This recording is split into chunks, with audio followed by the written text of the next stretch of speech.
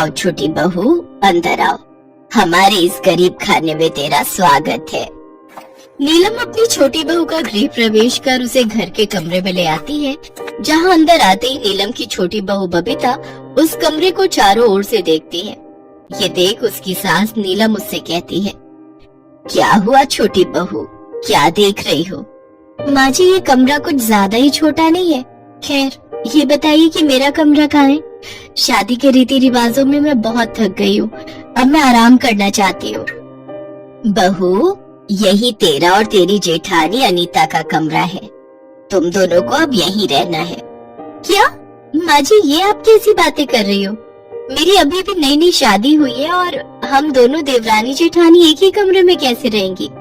तुम तो जानती हो बहू, हम लोगों की गरीबी, पूरे घर में यही एक कमरा है, इसलिए जो है उसी में ही गुजारा करना पड़ेगा। मैं तो खुद रसोई में खाट लगाकर सोती हूँ। बबीता मुंह बनाकर बैठ जाती है। शाम को उसकी जेठानी पानी लाकर उसे देती है और कहती है, ये लो बबीता, तुम्हारे लिए पानी, और कुछ चाहिए होगा तो कहना। फिर दोनों देवरानी और जेठानी अपने अपने पतियों के साथ एक ही कमरे में सो जाती हैं। कमरे के एक तरफ के बिस्तर पर जेठ जेठानी तो दूसरी तरफ देवर देवरानी सो जाते हैं। अचानक आधी रात को बबीता को गंदी बदबू आती है और उसकी आंख खुल जाती है। ये गंदी बदबू कहाँ से आ रही है? ऐसा लग रहा है जैसे बिल्ली कमरे में पॉटी करके चली गई हो। वो इधर उधर देखती है लेकिन उसे कुछ नहीं दिखता। कुछ देर बाद उसकी जेठानी उठती है और जोर से गैस छोड़ती है। ओहो, तो ये सारा किया धरा इन्हीं का है। इन्होंने जरूर मूली के पराठे खाए होंगे। पराठे खाकर अब मेरा जीना मुश्किल कर दिया इन्होंने। ये जेठानी तो आइटम हम छोड़े जा रही है, उन्हें जरा भी शर्म नहीं आ रही। हे भगवान, मैंने क्या क्या सोचा था कि मेरी सुहागरात ऐसी होगी। सुहागरात वाले दिन भी हो तो कुछ नहीं हो पाएगा, ऊपर से ये बदबूदार गैस और सूंघनी पड़ रही है। तभी जेठानी की आंख खुल जाती है और वो कहती है, अरे क्या हुआ देवरानी जी, तुम सोई नहीं? आप इतनी जहरीली गैस छोड़ रही हो, भला नींद किसे आएगी? ऊपर से ये मच्छर ये कानों में आकर गीत गुनगुना रहे हैं। तुम तो जानती हो देवरानी जी, मैं प्रेग्नेंट हूँ और ऐसे में गैस होना आम बात है। चलो अब सो जाओ, सुबह जल्दी उठना है। देवरानी अपनी किस्मत को कोसती हुई सो जाती है। अगली सुबह बबीता की मुंह दिखाई की रस्म होती है। मोहल्ले की औरतें आती हैं। बहू तो बिल्कुल चांद का टुकड़ा है। छोटी बहू, अब जैसे बड़ी बहू ने हमें खुशखबरी सुनाई है ना, वैसे तू भी सुना दे। क्या खाक खुशखबरी सुना दूं? शादी के पहले दिन से तो हम दोनों पति पत्नी अपने जेठ जेठानी के कमरे में सो रहे हैं, ऊपर से इन्हें खुशखबरी सुननी है। प्राइवेसी नाम की कोई चीज तो है ही नहीं यहाँ। ऐसे कुछ दिन बीत जाते हैं। एक रोज जेठानी अपनी माँ से फोन पर बात कर रही थी तो वहीं दूसरी तरफ बबीता भी अपनी बहन से बात कर रही थी, लेकिन एक ही कमरे में होने के कारण दोनों एक दूसरे से फोन पर ठीक से बात नहीं कर पाती। ओफो, क्या मुसीबत है, अब तो फोन पर भी बात नहीं कर सकते। इतनी परेशानी हो रही है तो कमरे से बाहर आंगन में जाकर बात कर लो। मैं क्यों जाऊँ आंगन में, आप जाकर बात कर लो बाहर धूप में खड़े होकर। ओफो, तुमसे तो बहस करना ही बेकार है। ये कहकर जेठानी रसोई में खाना बनाने चली जाती है और फिर जब वो वापस आती है तो देखती है कमरा पूरी तरह बिखरा पड़ा है। सारा सामान यहाँ वहाँ पड़ा हुआ है। देवरानी जी, ये क्या है? आपने सारा कमरा फैला दिया और ये गीला तौलिया मेरी बेड पर ही डाल दिया, और ये कपड़े इस तरह क्यों रखे हुए हैं? जेठानी जी, भूलिए मत, ये सिर्फ आपका कमरा ही नहीं बल्कि मेरा कमरा भी है, और मुझे अपने कमरे में कैसे रहना है इसके लिए किसी की परमिशन की जरूरत नहीं है। इसके बाद गर्भावस्था में भी जेठानी सारे कमरे को अकेले ही साफ करती है। ऐसे ही कुछ दिन बीतते हैं और अब जेठानी की डिलीवरी का वक्त पास आ जाता है, इसलिए उसकी सास उसकी गोद भराई की रस्म रखती है, जिसके लिए अनीता शीशे के सामने खड़े होकर तैयार हो रही होती है, जिसे देखकर उसकी देवरानी कहती है, जेठानी जी, अगर आपका श्रृंगार हो गया हो तो अब आगे से हट जाइए, मुझे भी तैयार होना है। गोद भराई मेरी है तो पहले मुझे अच्छे से तैयार होने दो, तुम बाद में हो जाना। ओफो, क्या मुसीबत है, जब से इस घर में आई हूँ तब से कमरा, बाथरूम, यहाँ तक कि शीशा भी एक, हर चीज एक ही एक है। ना जाने कब तक मुझे हर चीज के लिए ये कॉम्प्रोमाइज करना पड़ेगा। हाँ तो मैं कौन सा चैन से जी रही हूँ? पहले मैं कितने आराम से अपने कमरे में रहती थी, लेकिन जब से तुम आई हो मेरे कमरे का तो हुलिया ही बिगड़ गया है। सारा दिन गंदा करके रखती हो। रहती तुम भी हो लेकिन सफाई अकेली मैं ही करती हूँ। अच्छा, तो ये क्या सिर्फ आपका ही कमरा है? अरे मेरा भी इस पर उतना ही हक है जितना आपका। बातों ही बातों में दोनों की बहसबाजी इतनी बढ़ जाती है कि दोनों के बीच झगड़ा शुरू हो जाता है और इन सब के चलते अनीता को गलती से धक्का लग जाता है, जिसमें वो पेट के बल गिरने वाली होती है कि तभी उसका पति नरेश आ जाता है और वो उसे संभाल लेता है। भगवान का लाख लाख शुक्र है जो तुम गिरने से बच गई, नहीं तो आज अनर्थ ही हो जाता। अगर अभी मेरा बेटा यहाँ नहीं आया होता तो चोट लगने के कारण इस नन्ही सी जान को कुछ भी हो सकता था। अरे तुम दोनों को अपना ना सही, आने वाले इस बच्चे के बारे में तो सोचना चाहिए था। मैं मानती हूँ कि एक कमरा होने के कारण तुम्हें ये सब परेशानियाँ हो रही है, लेकिन इसका मतलब ये नहीं कि तुम हाथापाई पर उतर आओ। कम से कम तुम लोगों को इतना तो समझना चाहिए कि अभी हम लोग गरीब हैं और अभी कमरा ले नहीं सकते, लेकिन मेरे दोनों बेटे सारा दिन मेहनत तो कर रहे हैं, धीरे धीरे वो कमरा ले लेंगे। हमें माफ कर दीजिए माँ जी, हमसे गलती हो गई, अब हम ऐसा नहीं करेंगे। हाँ माँ जी। तभी बड़ा बेटा नरेश कहता है, आप सब चिंता मत कीजिए, हमने जमीन खरीद ली है और बहुत जल्द उसमें 3 कमरे भी बनवा देंगे। हाँ, हमने सोचा था घर बनने के बाद आप तीनों को सरप्राइज देंगे। आप लोग चिंता न करें, अब हमारी परेशानी बहुत जल्द खत्म हो जाएगी।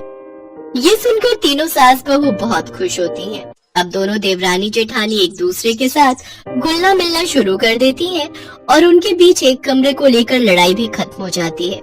कुछ दिन बाद उनका घर भी बनकर तैयार हो जाता है और वो सब अलग अलग कमरे में खुशी खुशी रहने लगते हैं।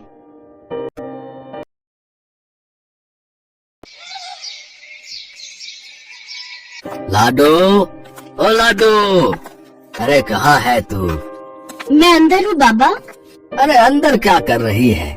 बाहर आकर देख मैं क्या लेकर आया हूँ अपनी लाडो के लिए। मैं पढ़ाई कर रही थी बाबा।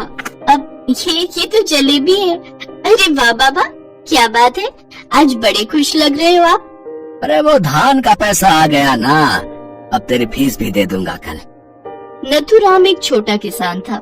वो अपनी बेटी प्रतिमा के साथ एक छोटी सी झोपड़ी में रहता था। प्रतिमा की माँ की बहुत पहले ही मौत हो गई थी। उसके बाद से नथुराम ने ही प्रतिमा को बड़े लाड प्यार से पाला था। बाबा, जलेबी बहुत ही बढ़िया थी, सच में मजा ही आ गया। अच्छा बाबा, मैंने रोटी बना दी है, चलो मैं आपके लिए खाना लगा देती हूँ। क्यों, तू नहीं खाएगी लाडो? नहीं बाबा, कल मेरी परीक्षा है, मुझे अभी पढ़ाई करनी है और वैसे भी मुझे भूख नहीं लगी, ये जलेबी भी खा ली ना मैंने। प्रतिमा को पढ़ने लिखने का बहुत शौक था, तो नथुराम ने भी ठान लिया था कि जब तक प्रतिमा चाहेगी वो उसे पढ़ाएगा। लेकिन होनी को तो कुछ और ही मंजूर था। कुछ दिनों बाद ही खेत में काम करते हुए अचानक नथुराम को दिल का दौरा पड़ा और उसकी मौत हो गई। रिश्तेदार प्रतिमा की जिम्मेदारी नहीं लेना चाहते थे, तो उन्होंने बिना कुछ देखे भाले बगल के गांव में एक किसान चंदन से उसकी शादी करा दी। चंदन बारात लेकर आया और प्रतिमा को ब्याह कर अपने घर ले गया। लेकिन असली कहानी तो अब शुरू हुई थी। चंदन की माली हालत तो नथुराम से भी गई गुजरी थी। चंदन के पिता नहीं थे और उसकी बूढ़ी माँ के साथ साथ 2 छोटी बहनों की जिम्मेदारी भी अकेले चंदन पर ही थी। खास बात ये कि रहने के लिए उनके पास बस एक कमरा ही था और चारों लोग उस एक कमरे में ही रहते थे। हालांकि चंदन के पास एक छोटा सा खेत तो था, लेकिन उस पर मकान बनाने के लिए उसके पास पैसे नहीं थे और ये सब कुछ चंदन ने खुद प्रतिमा को शादी के बाद बता दिया। प्रतिमा, ये मेरी माँ है और ये मेरी बहन है कुसुम और लता। हम बहुत गरीब हैं, हम चारों इसी कमरे में रहते हैं और तुम्हारे लिए अलग से कमरा बनवा सकूं इतने पैसे भी नहीं है मेरे पास। कोई बात नहीं है जी, पति का घर औरत के लिए स्वर्ग होता है, फिर चाहे वो कैसा भी हो। जैसे आप चारों रहते हैं वैसे ही मैं भी यहाँ रह लूंगी। मैं जानता हूँ कि तुम्हें परेशानी तो होगी, लेकिन मैं कोशिश करूँगा कि कुछ पैसे जोड़कर जल्दी ही अलग कमरा बनवा सकूं। वो एक छोटा सा कमरा ही प्रतिमा के लिए उसका ससुराल था। शुरुआत में तो 1-2 हफ्ते प्रतिमा को बहुत दिक्कत हुई, लेकिन उसने किसी से कोई शिकायत नहीं की और फिर धीरे धीरे उसे आदत हो गई। फिर एक दिन, प्रतिमा, मुझे तुमसे एक बात करनी थी। हाँ कहिए ना, क्या बात है? देखो प्रतिमा, मैं जानता हूँ कि तुम बहुत अच्छी हो, मुझसे कभी कुछ नहीं कहोगी, पर मैं ये भी समझता हूँ कि वाकई तुम्हें कमरे में दिक्कत तो हो ही रही होगी। हमारी नई शादी हुई है और एक ही कमरा होने की वजह से हम दोनों एक दूसरे को ज्यादा वक्त भी नहीं दे पाते हैं। लेकिन अलग कमरा बनवाने के लिए मेरे पास पैसे नहीं है, तो मैं सोच रहा हूँ कि क्यों ना मैं शहर चला जाऊं। वहां जाकर अच्छी कमाई होगी तो अलग कमरा जल्दी बनवा सकूंगा। ये आप क्या कह रहे हैं? नहीं, मैं खुश हूँ। सच में मुझे कोई परेशानी नहीं है। आप मत जाइए मुझे और अपने परिवार को छोड़कर। मैं जो बोल रहा हूँ बहुत सोच समझ कर बोल रहा हूँ प्रतिमा। यहाँ गांव में अब कुछ नहीं रखा। मैं शहर जाकर फैक्ट्री में काम करूंगा तो अच्छा पैसा भी मिलेगा, और यहाँ मेरे ना होने से थोड़ी जगह भी मिल जाएगी तुम सबको। पर आपके बिना। जानता हूँ कि कुछ सालों के लिए हम दोनों को दूर रहना पड़ेगा, लेकिन जब मैं वापस आऊंगा तो सब ठीक कर दूंगा। विश्वास करो मेरा। वैसे भी प्रतिमा, कुछ पाने के लिए कुछ तो खोना ही पड़ता है ना। चंदन फैसला कर चुका था। प्रतिमा को बुरा तो लग रहा था, लेकिन वो भी जानती थी कि चंदन ठीक कह रहा है, इसीलिए उसने चंदन को नहीं रोका।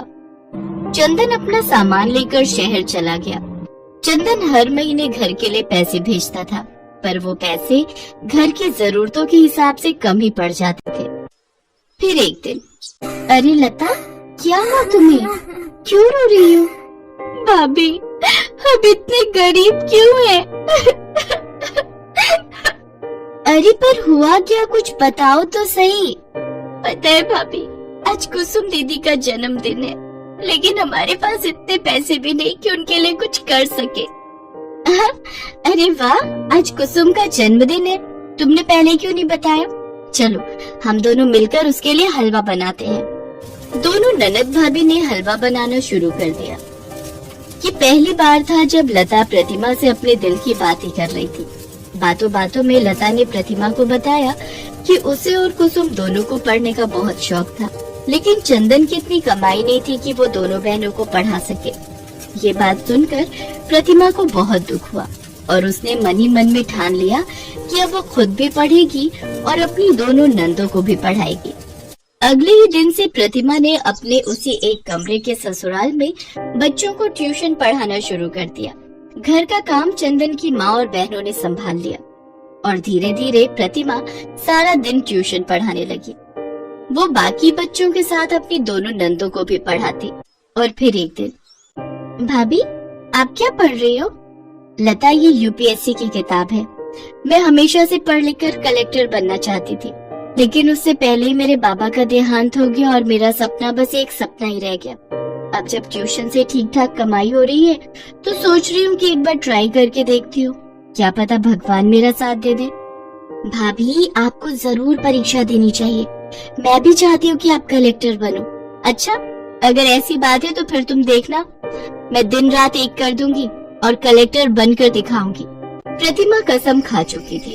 उसने खुद को दिन रात पढ़ाई में झोंक दिया। प्रतिमा की प्रतिज्ञा पूरी करने के लिए उसकी सास और उसकी दोनों नंदे भी जुट गई। वो तीनों पूरी कोशिश करती कि प्रतिमा को कम से कम काम करना पड़े ताकि वो पढ़ाई पर जोर लगा सके। सबकी मेहनत रंग लाई और प्रतिमा ने पहले ही अटेम्प्ट में यूपीएससी की परीक्षा क्लियर कर ली। प्रतिमा ने जो ठाना था वो कर दिखाया था। वो अब आईएएस बन चुकी थी। ट्रेनिंग पर जाने से पहले चंदन प्रतिमा से मिलने आया। उसे अपनी पत्नी पर बहुत गर्व हो रहा था। फिर ट्रेनिंग के ठीक 1 साल बाद प्रतिमा को नियुक्ति मिल गई। उसे रहने के लिए एक शानदार बंगला मिला। प्रतिमा उस बंगले में अपने पूरे परिवार के साथ रहने आई। डिप्टी कलेक्टर साहिबा, जरा सुनिए। जी कहिए। भाई, अब मैं शहर में मजदूरी नहीं करूँगा। डिप्टी कलेक्टर का पति मजदूरी करता अच्छा थोड़ी लगेगा। मैंने सोचा है कि मैं यहीं एक दुकान खोलूंगा और शहर से लाकर यहाँ पढ़ाई की किताबें बेचूंगा। बहुत अच्छा आइडिया है जी। प्रतिमा और चंदन बात कर ही रहे थे कि तभी कुसुम और लता उनके पास आई और बोली, भाभी, आपने अपनी मेहनत से वो करके दिखाया जो सोचा था और अब हमारी बारी है। हम भी पढ़ लिख कर कुछ बनना चाहती हैं, लेकिन इसमें हमें आपकी मदद चाहिए। हाँ, मैं हर समय तुम्हारे साथ हूँ। तुम बिल्कुल भी चिंता मत करो, ठीक है ना? चलो, अब रात बहुत हो गई है, जाओ अपने अपने कमरों में जाकर सो जाओ। इसके बाद सभी लोग अपने अपने कमरों में चले गए। सरकार की तरफ से मिले उस बंगले में कई कमरे थे, लेकिन फिर आधी रात के वक्त भाभी भाभी, आप सो गई क्या? अब नहीं, मुझे नींद नहीं आ रही। आ जाओ लता, अंदर आओ। अरे कुसुम भी है साथ में, क्या हुआ? तुम दोनों अभी तक सोई नहीं? भाभी, हमें उन बड़े बड़े कमरों में अकेले नींद नहीं आ रही है। यहाँ भी वही हाल है।